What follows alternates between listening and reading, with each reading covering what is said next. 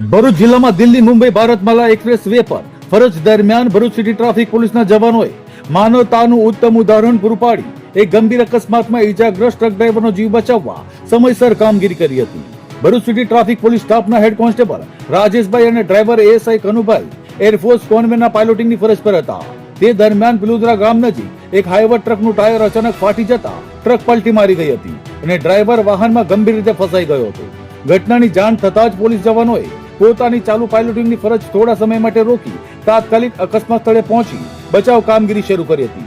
અકસ્માત બાદની અત્યંત મહત્વપૂર્ણ ગોલ્ડન 5 મિનિટ દરમિયાન જવાનોએ ઇજાગ્રસ્ત ડ્રાઈવરને વાહનમાંથી સુરક્ષિત રીતે બહાર કાઢી પ્રાથમિક સારવાર આપી હતી અને વિલંબ કર્યા વગર જ 108 એમ્બ્યુલન્સ મારફતે હોસ્પિટલ ખાતે સારવાર માટે ખસેડાયો હતો.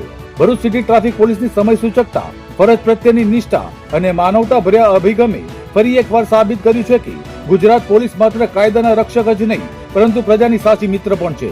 પોલીસ જવાનોની આ પ્રશંસનીય કામગીરીને સ્થાનિક લોકો દ્વારા પણ બિરદાવવામાં આવી રહી છે.